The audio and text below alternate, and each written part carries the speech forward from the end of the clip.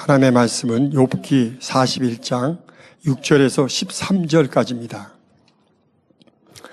어찌 어부의 때가 그것으로 상품을 삼아 상고들 가운데 나눌 수 있겠느냐? 내가 능히 창으로 그 가죽을 찌르거나 작살로 그 머리를 찌를 수 있겠느냐? 손을 그것에게 좀 대어보라. 싸울 일이 생각나서 다시는 아니하리라. 잡으려는 소망은 헛것이라. 그것을 보기만 하여도 낙담하지 않겠느냐? 아무도 그것을 격동시킬 용맹이 없거든.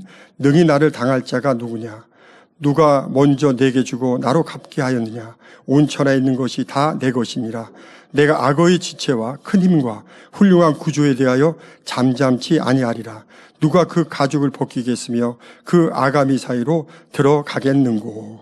아멘. 성유진 형제님의 특성이 있습니다.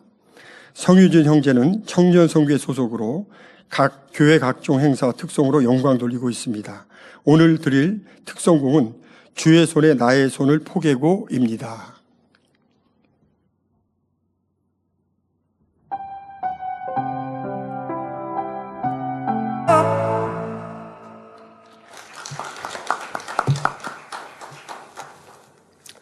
사랑하는 당자님께서 욥기강의 130번째 악어의 비유 3번째 귀한 말씀 증거해 주시겠습니다.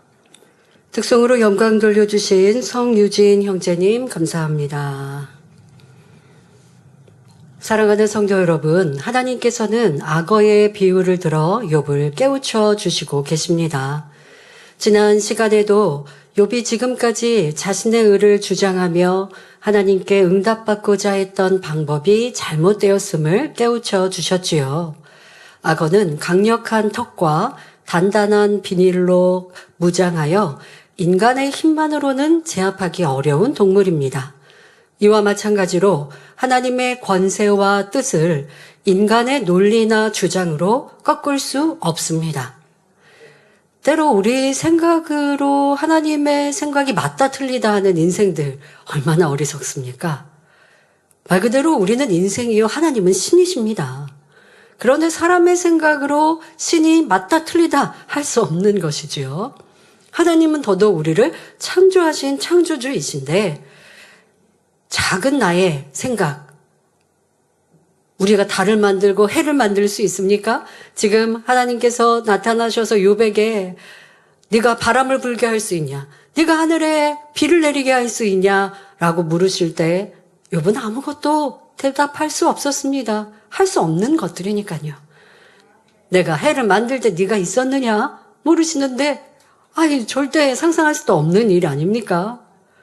아무것도 하나님과 신과 비교할 수 없는 인생들이 자기의 유익에 따라 자기의 옳다 하는 의에 따라 하나님은 왜 이렇게 말씀하셔야 되나요? 하나님 이건 틀린 거 아닌가요? 우리에게 자유 안 주시고 왜 하나님은 억압하시나요? 별의별 말로 하나님을 따지고 오해하는 인생들은 참으로 어리석습니다. 그걸 스스로 깨달을 수 없죠.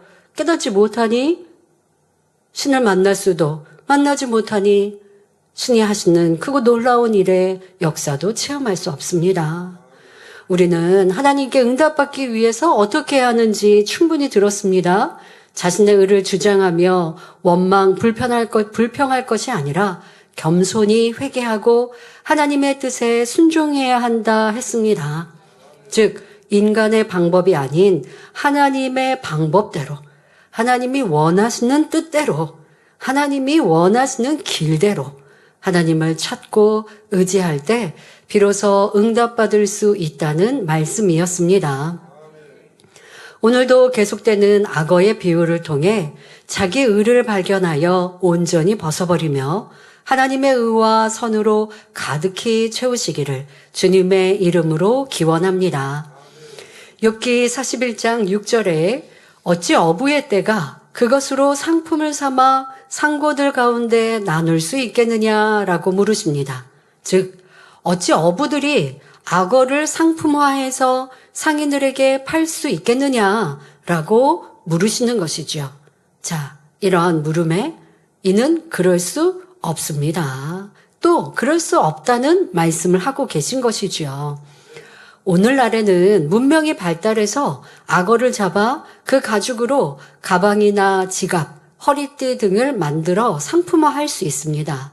그러나 욥이 살던 시대는 악어를 잡아 상품으로 만든다는 것은 있을 수 없는 일이었습니다.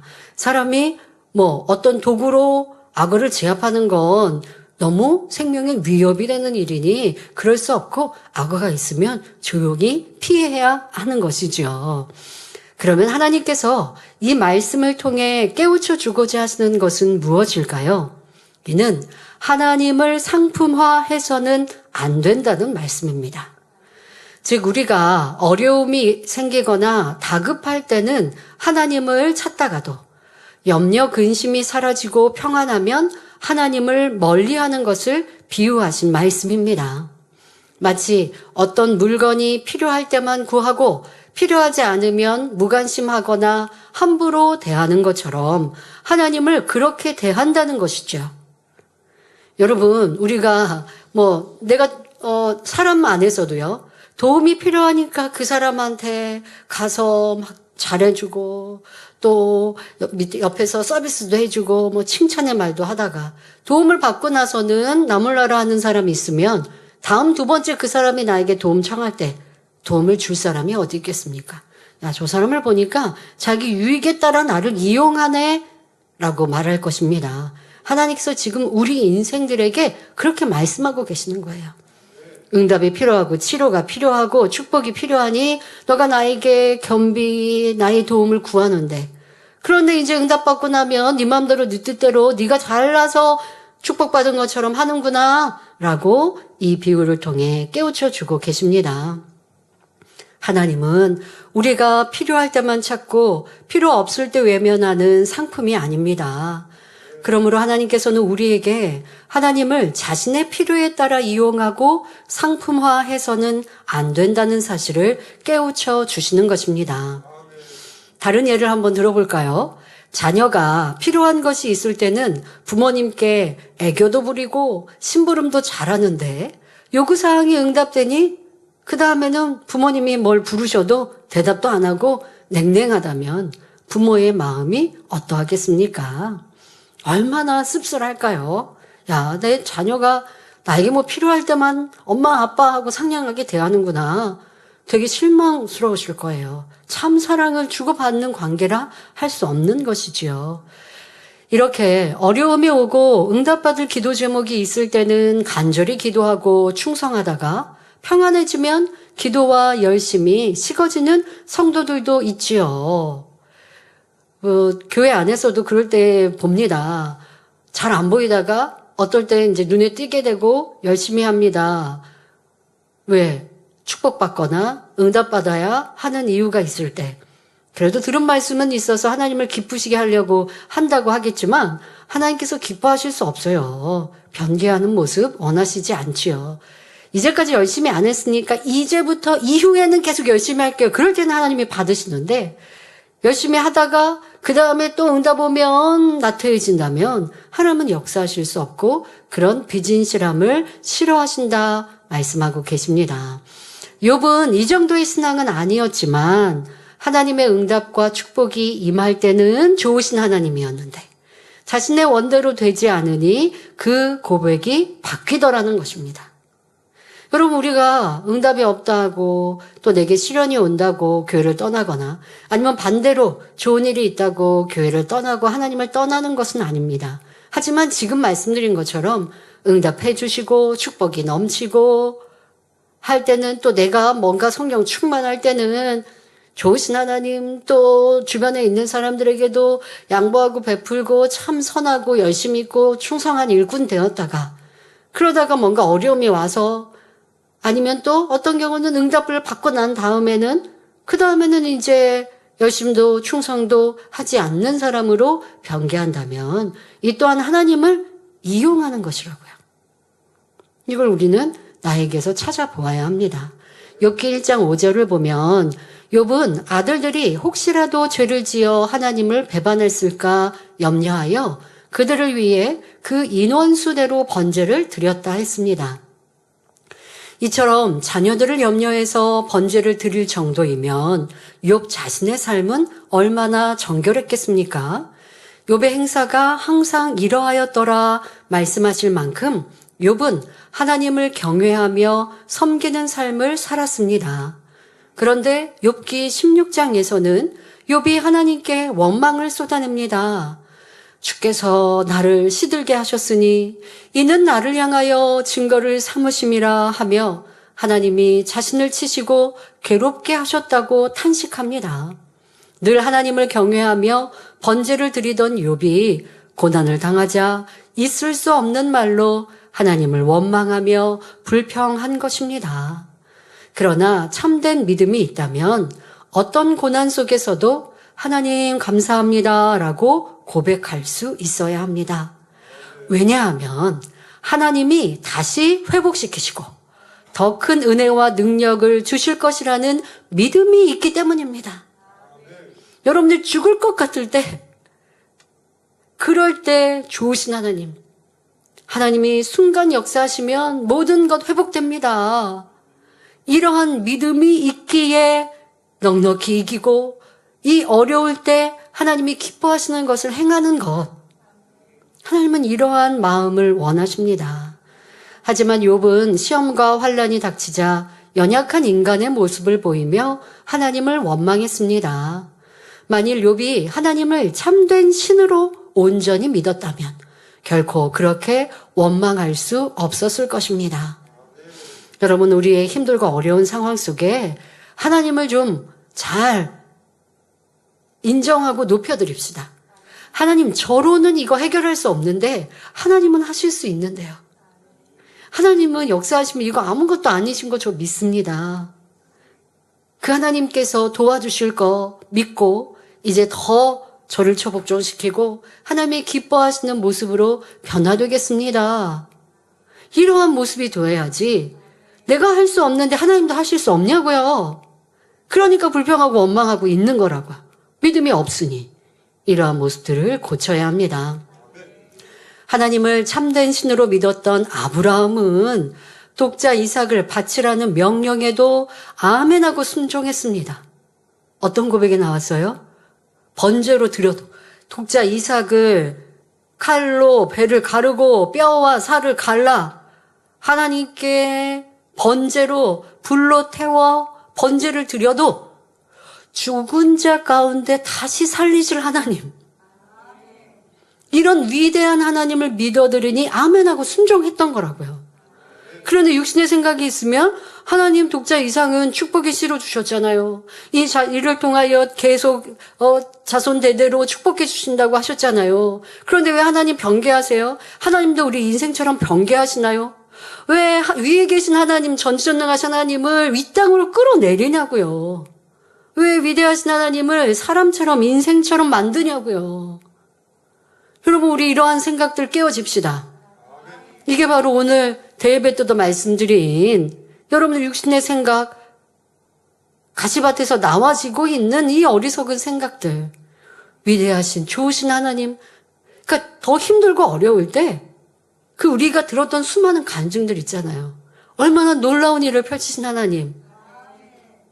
대예배 때도 신경이 갈기갈기 찢어진 것처럼 너덜너덜해졌다라고 하는데 병원에서는 더 이상 손을 지금 쓸 수가 없어서 그냥 덮어버릴 수밖에 없는데 시공을 초월해서 하나님의 역사하시니 회복되어진 이 놀라운 역사 들으면 우리 막 미소가 지어지고 막 어깨에 힘이 막 손이 불끈 지어지지 않습니까?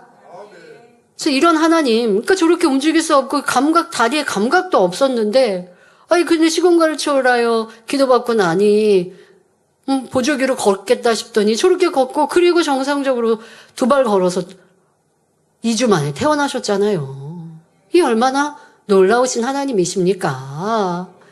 여러분, 위대한 아버지의 하나님, 그 하나님이 저의 하나님, 저분을 만나주신 하나님, 여러분의 하나님.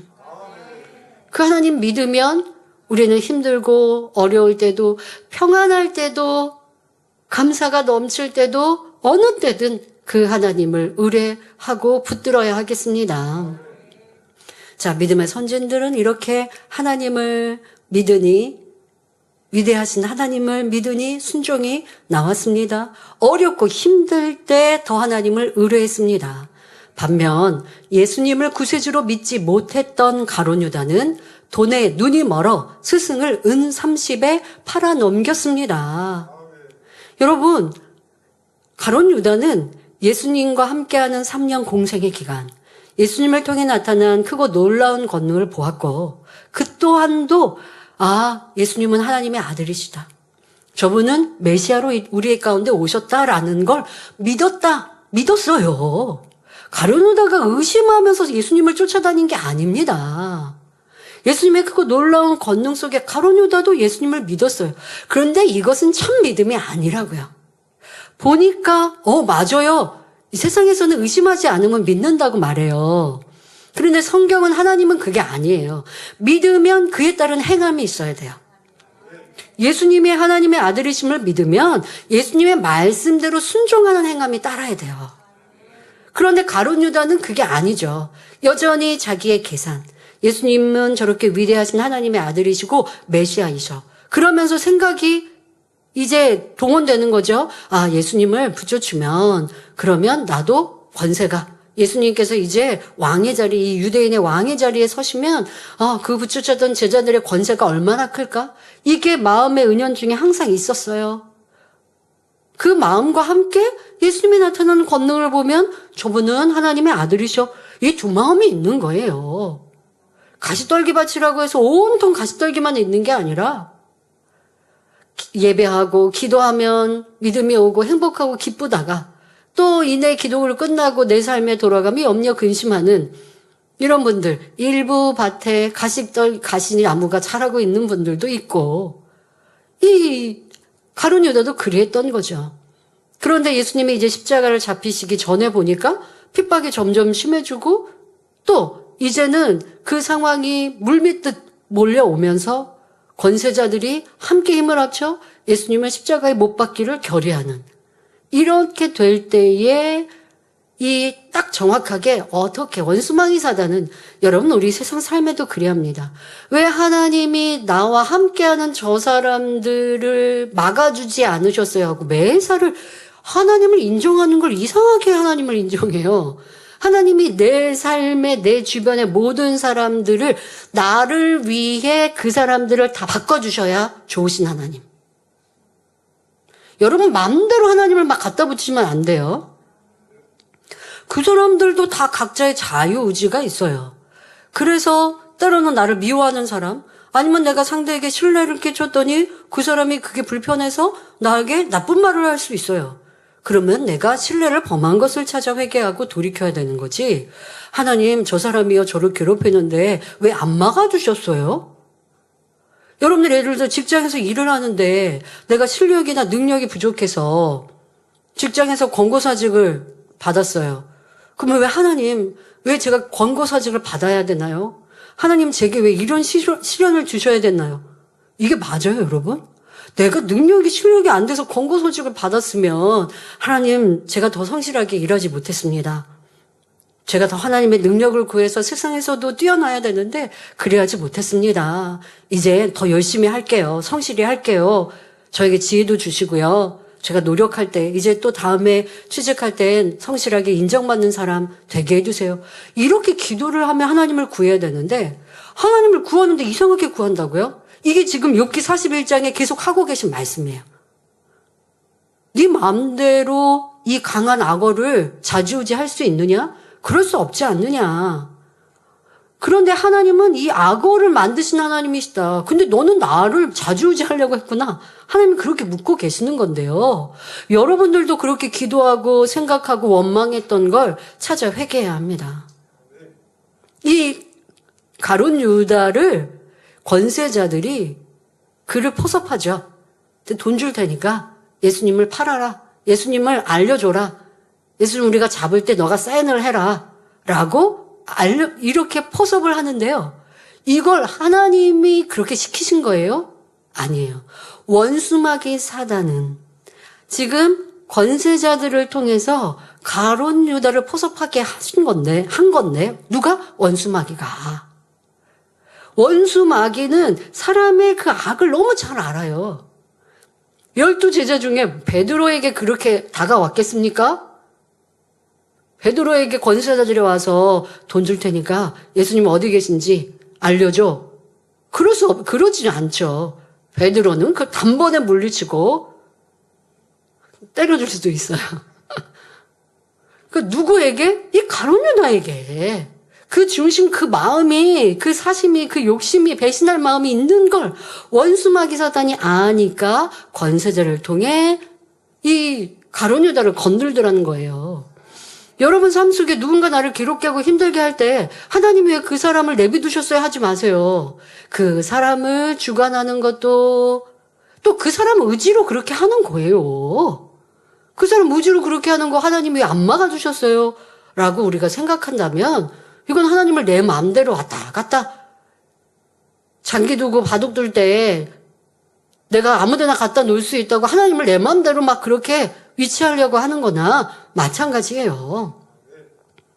이러한 것들도 찾아서 회개해야 합니다. 얼마나 많은 삶 속에 하나님께 대한 원망이 있는지 순간순간 그러한 육신의 생각으로 하나님과 담이 되는지 이런 것들을 찾아야 합니다. 지금 아브라함과 가룟 유다의 비유를 들어드렸습니다. 이처럼 누구는 하나님께서 죽으라 하셔도 아멘하며 순종하고 누구는 단순한 욕심과 이익을 위해 하나님을 배반합니다.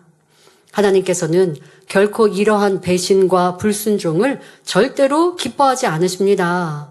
그러므로 욥에게 어찌 어부의 때가 그것으로 상품을 삼아 상고들 가운데 나눌 수 있겠느냐라고 하신 말씀도 결국 하나님을 자신의 필요에 따라 이용하려는 잘못된 태도를 깨우쳐 주시기 위함이었습니다. 여러분들의 신앙생활, 지금의 기도, 또 응답과 축복의 간증들을 들을 때 저 사람은 치료해 주시는데 왜 나는 치료 못 받았지? 왜 하나님 나는 치료 안 해주세요? 라고 하면 안 되고 내가 치료받고 응답받을 수 있는 길로 나아가는가? 그렇지 못한 것을 회개하고 돌이켜야 합니다. 이어서 하나님께서는 욥기 41장 7절 8절에 내가 능히 창으로 그 가죽을 찌르거나 작살로 그 머리를 찌를 수 있겠느냐? 손을 그에게 좀 대어보라. 싸울 일이 생각나서 다시는 아니하리라 말씀하십니다.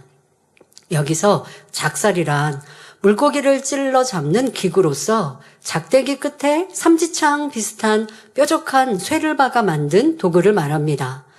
오늘날에는 발달된 무기를 사용하여 악어를 잡을 수 있지만 맨손으로 잡는 것은 불가능합니다.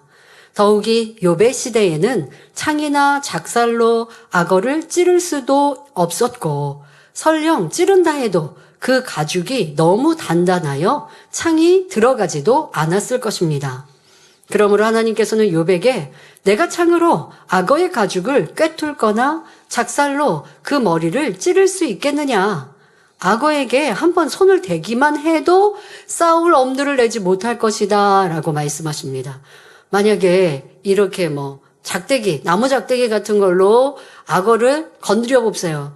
그러면 악어가 어떻게 반응이 나올까요? 뒤에서 꼬리 쪽을 건들면 몸을 획 돌아서 입을 벌리며 그 다음에 이제 설명합니다마는 그 입 안에 있는 날카로운 이빨이 다 보이면서 뒤로 도망가고 다시는 그러지 말아야지 할 거예요. 지난 시간에는 이 악어를 너 마음대로 하느냐라고 하시면서 소녀가 새를 잡듯 이런 비유를 들어주셨습니다.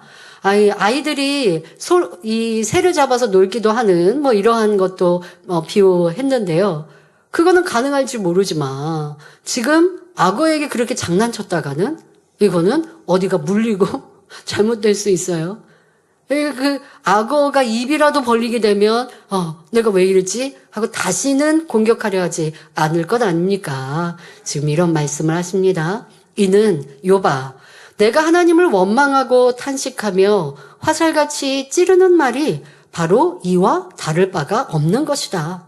그러니까 너가 악어를 공격하고 잡지 못할 터인데 지금 너는 나에게 그렇게 헛된 행동들을 한 것이다 말씀하십니다.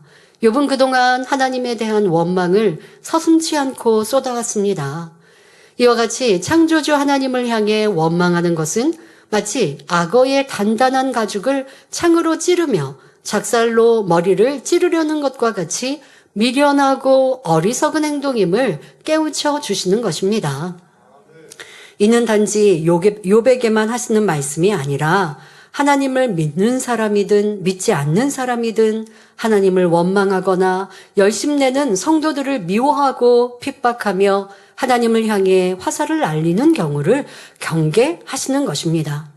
여러분, 모세의 형과 누이가 모세에게 대하여 잘못됐다고 정죄할 때 하나님께서는 누구의 편이 되십니까? 참으로 의로운 모세의 편이 되시면서 아론과 미리암을 나무라시죠.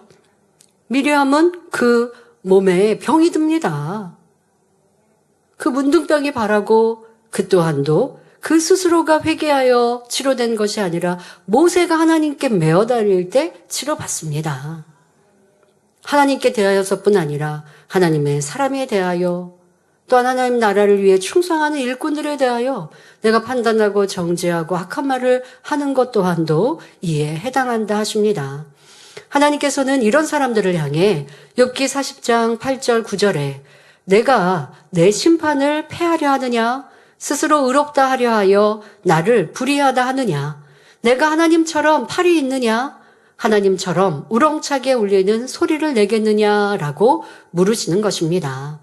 우리는 결코 하나님께로부터 이런 질문을 받는 일이 없도록 항상 겸비한 자세로 하나님의 은혜를 사모하며 기다리는 사람이 되어야 하겠습니다.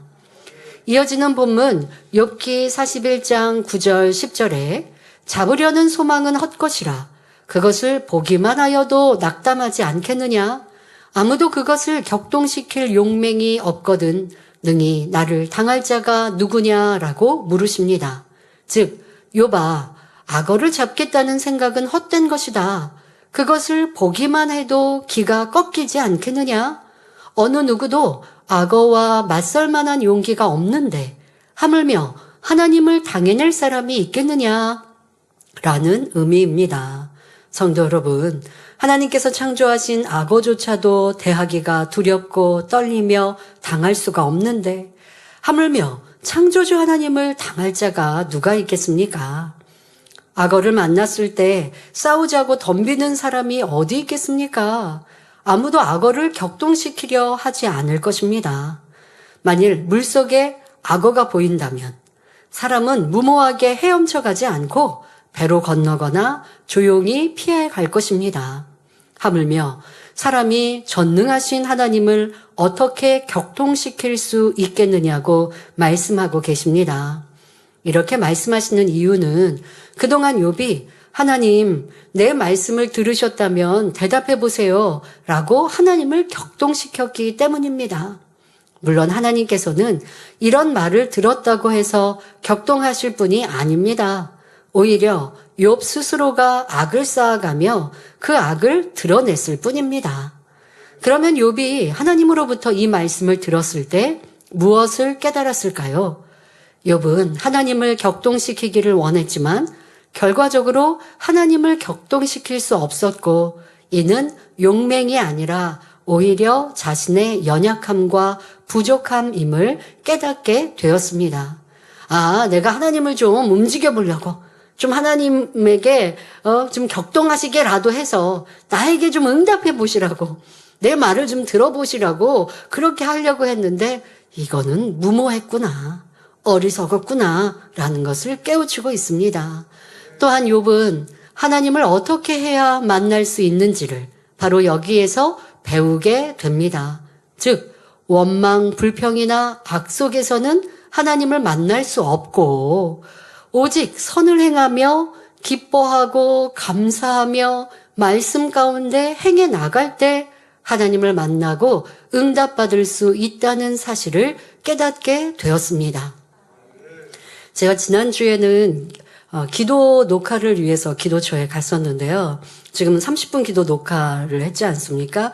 이후에는 아침 기도, 점심 기도 10분씩 이렇게 하는 녹화를 올리게 될 텐데요. 그리고 나서도 성도님들이 이 기도 영상을 참 좋아하시고 해서 또 필요에 따라서는 주제 기도로 이렇게 하기도 합니다. 그런데 그렇게 녹화하러 갔다가 녹화팀들과 식사를 하면서 대화를 했는데 제가 깜짝 놀랐습니다. 우리 팀들 때문이 아니라 그분들이 해주시는 말씀에 제가 정말 놀래고 욥기 41장에 하나님께서 왜 이런 말씀을 계속하여 하고 계신지가 정말 더 깊이 느껴지면서 41장 말씀을 전하는데 큰 도움이 됐던 대화가 있습니다. 우리가 이제 기도 녹화를 하는 녹화팀들이고 수고해 주시는 봉사자들이 이렇게 함께하고 또 비서팀도 이렇게 함께하게 되었는데요. 다른 교인들, 크리스찬들의 기도 영상이나 아니면 기도하는 내용이나 또 하나님께 대한 어떤 신앙의 상담이나 하나님께 아뢰는 하소연이나 이러한 것들의 글이라든가 기도 안에서 보면 지금 우리가 듣고 있는 원망의 기도가 많이 있다는 거예요. 어떤 성도는 하나님 저 너무 힘들어요. 하나님 저 왜 이렇게 힘들게 하세요? 하나님 저 왜 이렇게 고난을 주시고 시련을 주십니까? 무슨 뜻인지 좀 알려주세요. 어떤 경우 더 심하게 하나님 저 죽고 싶어요. 이런 경우도 있대요. 들으면서 정말 전 충격이었습니다. 야, 진짜 크리스찬들이 그렇게 말하고 그렇게 글을 쓰고 그렇게 썼을 때 그걸 보는 사람이 저도 그런 마음이에요. 그러면서 하나님 저 이렇게 기도하는데 이런 어려움에 하나님께 기도했는데 왜 하나님은 응답 없으세요? 왜 응답 없는지 여러분들은 답을 해주실 수 있으시죠? 왜 하나님 저에게 응답 없으세요? 그런데 그래도 하나님의 뜻을 기다리며 묵묵히 기도하겠습니다. 그랬더니 그 밑에는 저도요 그런 마음입니다. 저도요 그런 상황이었습니다. 저도 지금 그렇습니다. 공감. 그래서 저는 한편으로 안타까우면서 한편으로는 얼마나 감사한지 우리에게 이렇게 참 진리를 알게 해주시고 왜 응답받지 못하는지 기도한다고 하는데 부르짖는데 왜 응답받지 못하는지 내 어려움이 있어서 하나님께 아뢰고 겸비한 마음으로 구하는데 왜 하나님은 내 신음소리를 듣지 않으시는지 이렇게 힘들고 어렵고 답을 몰라서 길을 몰라서 막막한 신앙인들이 많이 있다 하는데 우리는 이렇게 밝히 보여주시고 알려주시는 말씀이 있어서 얼마나 감사한가. 어떤 심한 연단과 어려움이 와도 하나님 저 너무 괴로워요 힘들어요 이런 기도 한 번 할 수가 없었는데 도리어 생각으로는 참 어렵다. 내가 이 어려움을 잘 견딜 수 있을까? 견뎌야 하는데 라는 육신의 생각이 순간 들어와도 기도할 때면 그런 말도 하지 않아요. 아버지 하나님 이런 육신의 생각한 거 용서해 주세요. 하나님은 전지전능하시니 넉넉히 이기게 하시고 승리케 하실 줄 믿습니다. 이렇게 어렵다 생각한 거 용서해 주세요 라고 기도했지 하나님 저 되게 힘들어요. 되게 어려워요. 괴로워요. 그리고 기도 말미에 잘해볼게요. 이렇게 기도하지도 않거든요. 아무리 큰 어려움과 연단 속에도 기도할 때는 사랑의 아버지 하나님하고 기도를 시작하면 이런 부정적인 말은 차마 하나님께 신이신 아버지 하나님께 할 수 없다라는 걸 가르침받고 그리고 하나님이 어떠한 분이신지를 너무 많이 보았기에 그렇게 무리할 수도 없고 그렇게 예의 바르지 못한 모습으로 할 수도 없고 또 하나님은 어떠한 분이시라는 걸 누누이 들었기에 차마 내가 온전하지 못해도 입으로는 그럴 수 없다는 것. 야, 이렇게 가르침 받은 것 얼마나 감사한가. 또 감사하며 또 우리 만민의 역할이 얼마나 중요한가. 이러한 복음이 이러한 우리의 맑고 깨끗하고 선하고 아름다운 기도와 찬양이 더 울려 퍼져서 참으로 기도해도 응답받지 못한다 답답한 영혼들에게도 열쇠와 같이 그 문제가 해결되었으면 좋겠다라는 마음을 갖게 되었습니다. 여러분 하나님은 원망하면 절대 안 돼요. 그러면 하나님을 만날 수 없고 하나님을 응답하실 수 없습니다. 그러면 우리가 하나님을 어떻게 만날 수 있을까요? 하나님의 속성을 알아야 하나님을 빨리 만나고, 하나님이 기뻐하시는 걸 알아서 기뻐하실 일을 행해야 그래야 여러분 응답받을 수 있습니다. 그럼 하나님의 속성은 무엇입니까? 하나님은 말씀이시며 선 자체이십니다. 이걸 우리가 하나님의 속성, 또 하나님은 사랑이시다, 하나님은 빛이시라, 이게 하나님의 속성이에요. 그러니까 우리가 그렇게 행하면서 구하면 응답을 받는 것이고 하나님을 만날 수 있는 거죠. 하나님은 빛에 계시는데 내가 어두움에서 하나님 부르짖으면 하나님을 못 만나는 거예요. 저희 집은 여기 이 동네란 말이에요. 여기 신다방동, 여기 동네. 그런데 저랑 만나기로, 만약에 우리 집에서 저를 만납시다 했으면 저희 집에 오셔야 되지 않겠습니까? 근데 저기 어디 경기도에 가서 당회장님 하면 되겠어요? 만나기로 약속한 장소, 제가 있는 곳에 오셔야 만나죠. 하나님은 어디에 계시냐? 빛에 계시고 선에 계시고 사랑에 계시고 진리의 말씀에 계신 분. 하나님은 저 높은 하늘에 계신데 내가 낮고 낮은 이 땅에서 하나님을 어떻게 만나요? 하나님은 만날 수 있는 길을 알려주신 거예요. 나는 말씀이야, 선이야, 진리야, 사랑이야. 너희가 그렇게 변화되면 나를 만날 수 있어. 이 성경 66권에는 계속 말씀하고 계십니다. 우리가 이러한 하나님을 만나면 그 열매는 어떠할까요?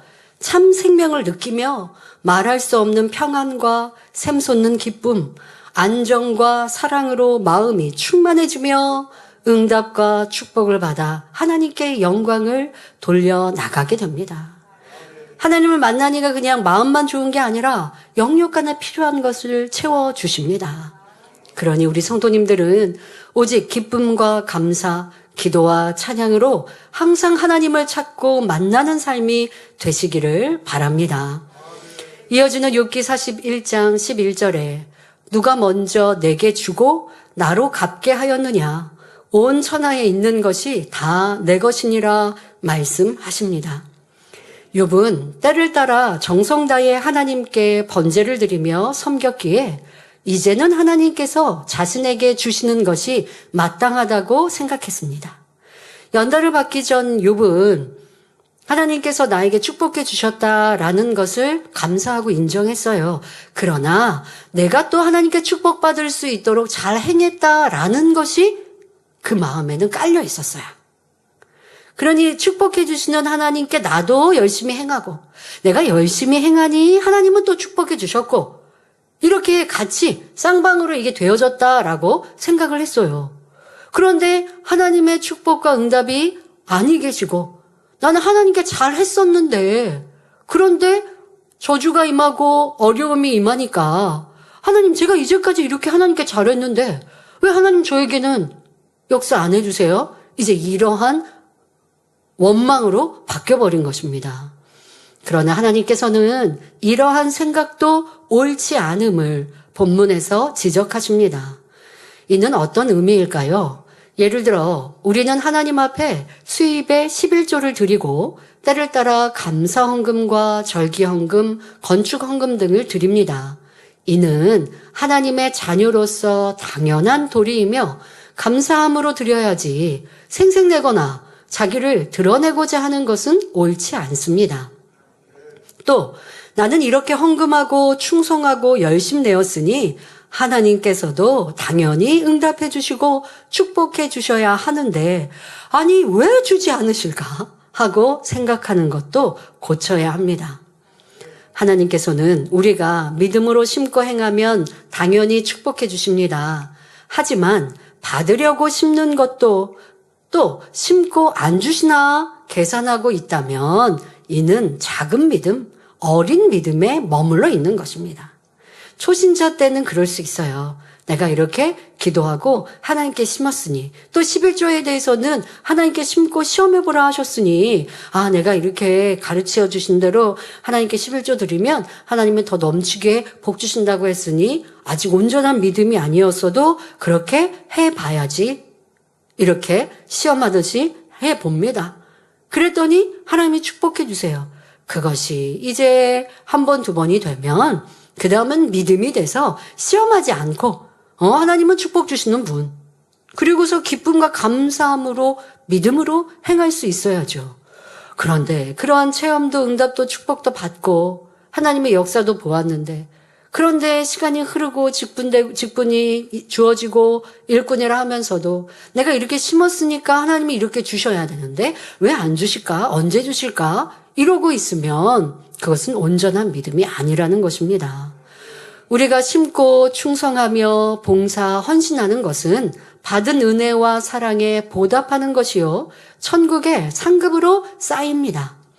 그러니 이 땅에서 왜 주시지 않느냐고 따질 수 없습니다.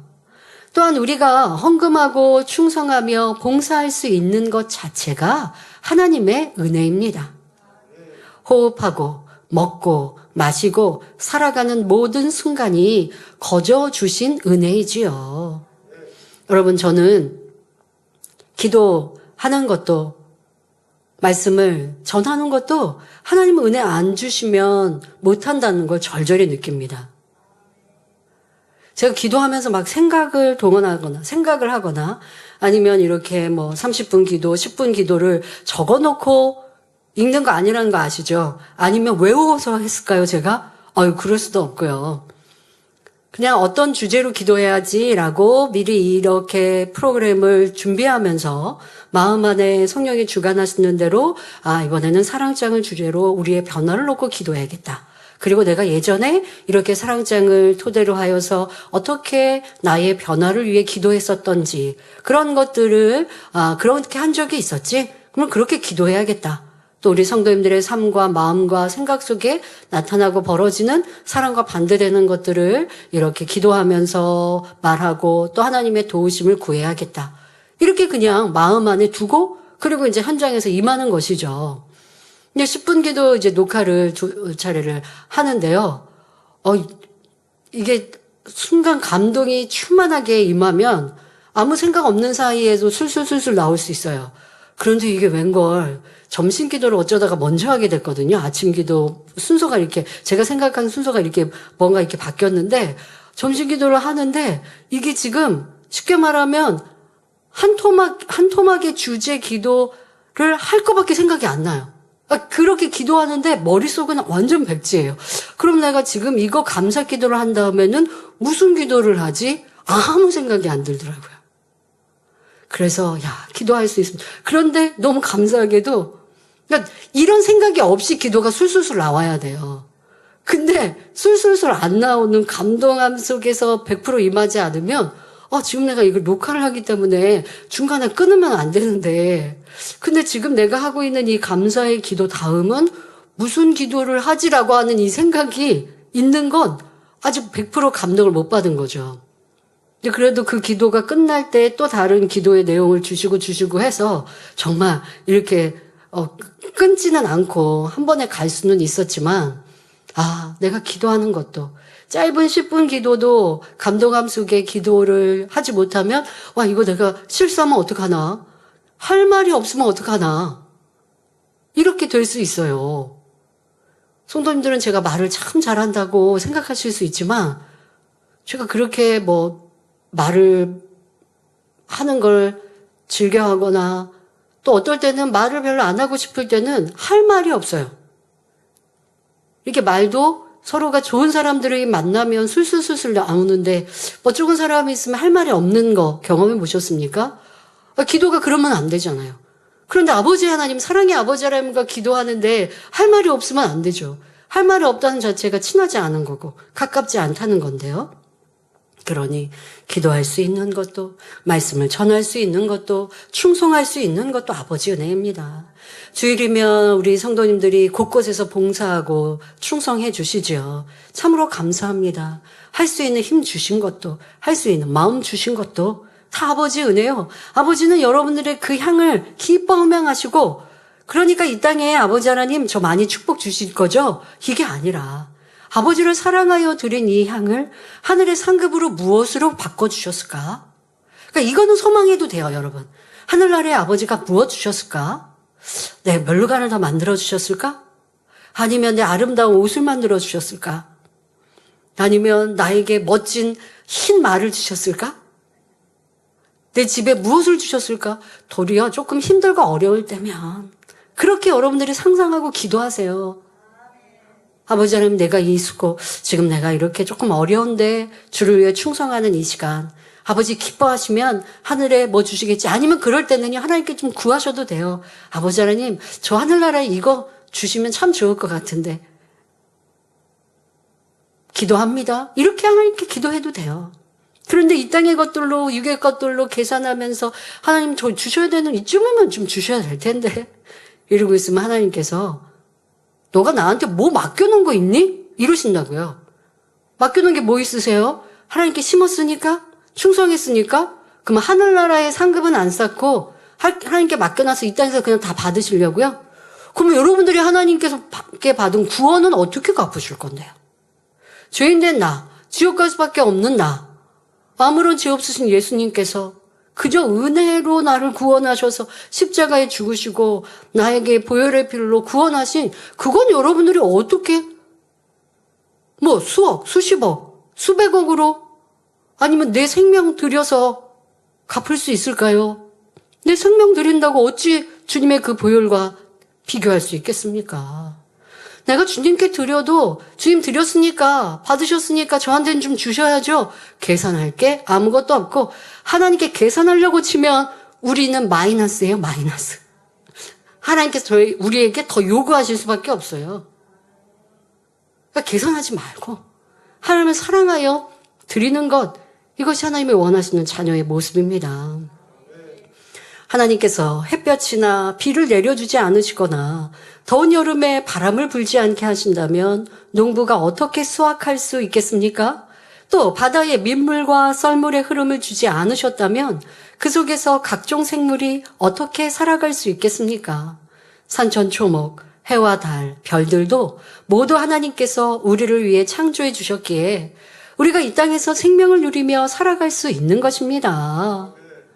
여러분들, 하나님께서 우리에게 너 공기 중에 산소 들이마시고 이산화탄소 이렇게 배출하는데 나한테 산소값 내.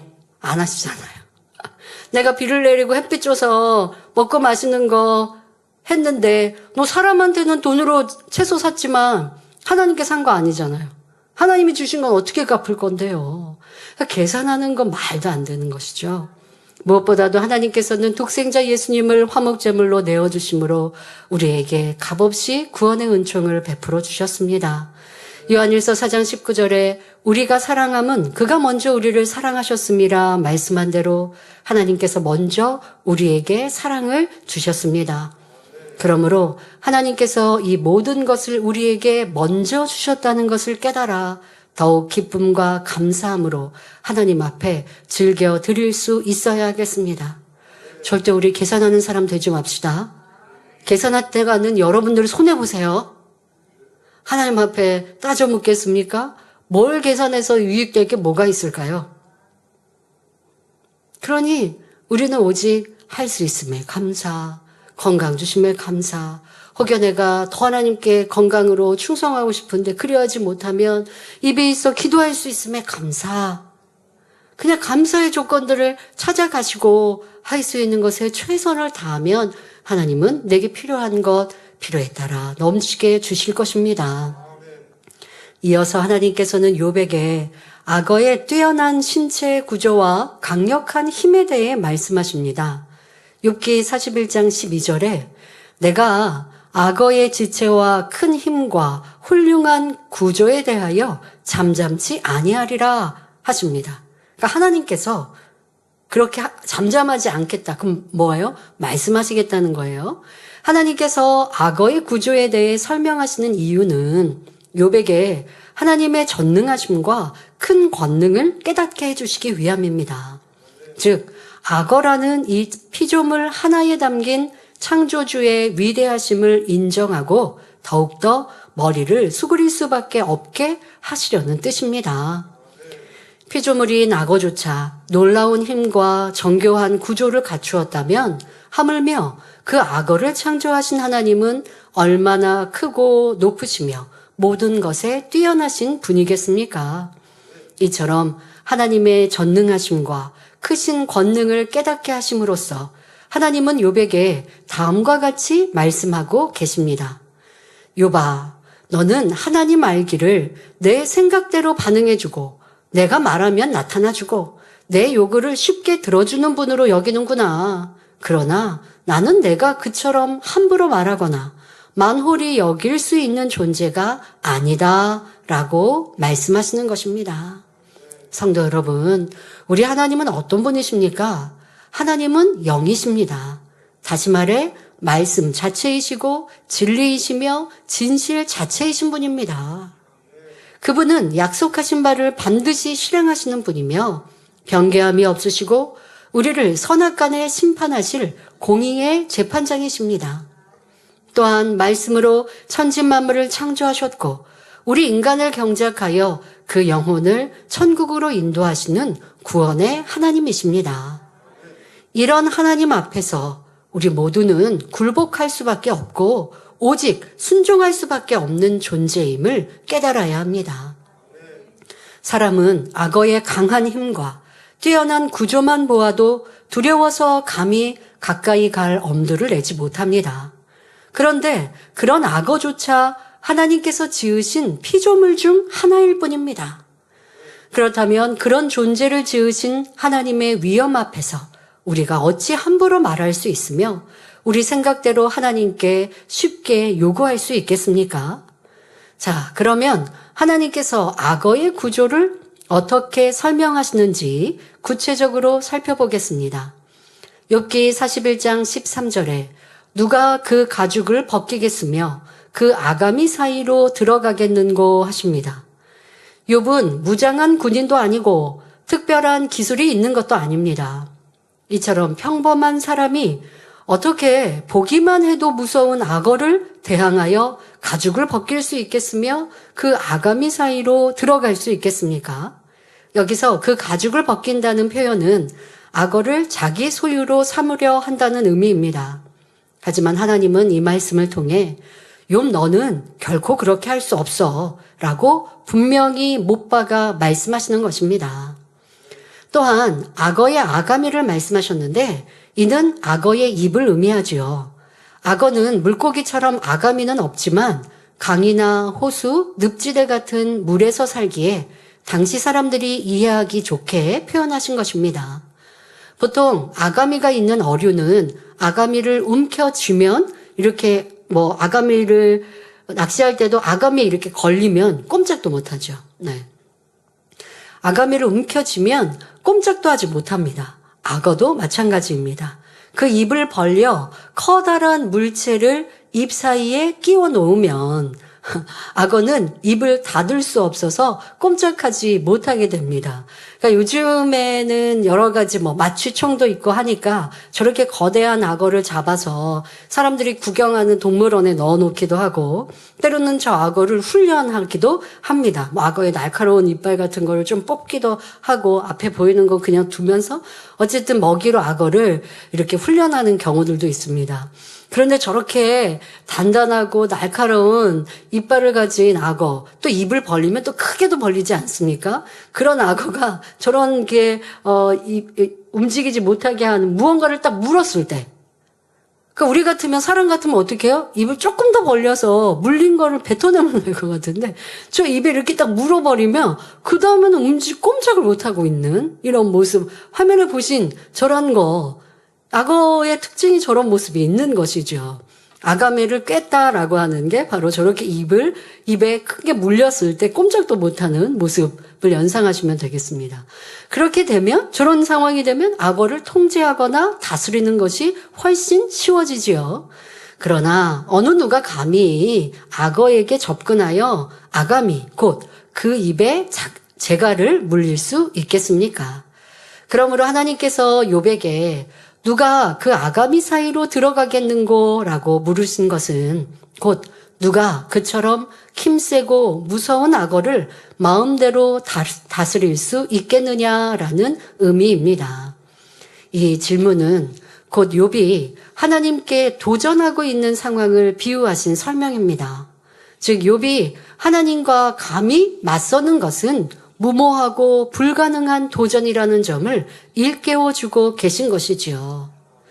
하나님께 대적한다는 것은 욥에게 있어 감히 엄두도 낼 수 없는 일이며 하나님은 감히 가까이 가는 것조차 두려워해야 할 일이라는 뜻입니다. 그렇다면 욥은 이 말씀을 통해 무엇을 깨달았을까요? 자기 마음대로 하나님을 소유하려 했고 자기 뜻대로 이루고자 한 것이 마치 악어의 가죽을 벗기려 하고 악어의 잎 사이로 들어가는 것 같이 무모하고 어리석은 행동임을 깨닫게 되었습니다. 성도 여러분, 우리는 지금까지 욥을 통해 욥이 하나님을 얼마나 찾고 있는지를 알 수 있습니다.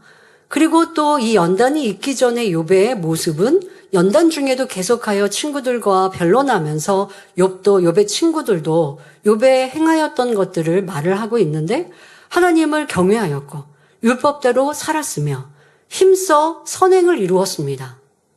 그러니까 욥이 그 신앙 속에 연단이 있기 전에 하나님을 무시하거나 하나님을 없이 여기는 사람이 아니에요.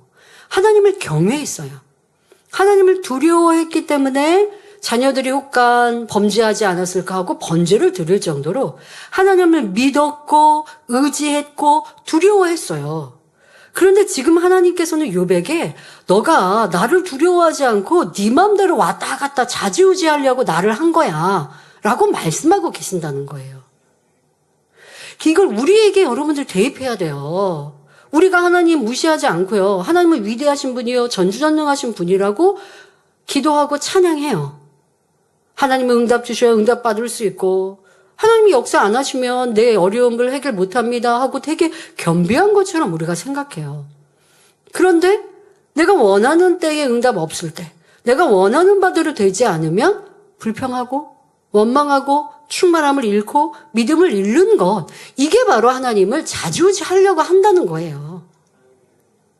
그 욥에게 하나님이 깨우쳐 주시는 것을 여러분들에게 대입해야지. 아, 욥이 하나님을 맘대로 막 여기 갔다 저기 갔다 했고 하나님 이렇게 하세요 저렇게 하세요 이렇게 명령했구나 하고 욥이 잘못됐다고 생각하시면 안 되고 나는 욥보다 더 했구나. 왜 하나님이 저 사람에게 복 주세요? 왜 하나님이 이거는 이렇게 그냥 가만히 보고만 계세요? 좀 저 사람 좀 뗐지 해주셔야 되지 않아요? 이렇게 생각하기도 하고 아니 저 사람은 되게 악한데 왜 복을 받나요? 이렇게 생각하기도 하고 여러분들 마음대로 우리가 스스로 생각한다 하나 하나님은 우리의 생각을 다 알고 보고 계시잖아요. 하나님의 자녀로서 나는 왜 진리를 이렇게 저렇게 내 마음대로 내 의로 아유 저 사람은 이렇게 해야 되는데 이 사람은 이렇게 복 받는데 내 스스로 판단하면서 내 의로움으로 얘기하면서 진리를 가르치는 것 같이 또 진리를 나는 수호하고 있는 사람처럼 스스로 생각하나 그건 진리이신 하나님을 여기 저기 내 마음대로 하고 있는 것과 다를 바 없습니다. 성도 여러분, 우리가 하나님께 어떤 간구를 하거나 응답받기를 원한다면 곧 하나님을 원하고 하나님을 소유하기를 원한다면 이렇게 무지한 상태로 나아가서는 안 된다는 사실을 알아야 합니다. 우리가 어떤 일을 하든 그 일에는 순서와 절차가 있으며 자격이 되는지 아닌지를 가늠하는 체계가 있는 것입니다.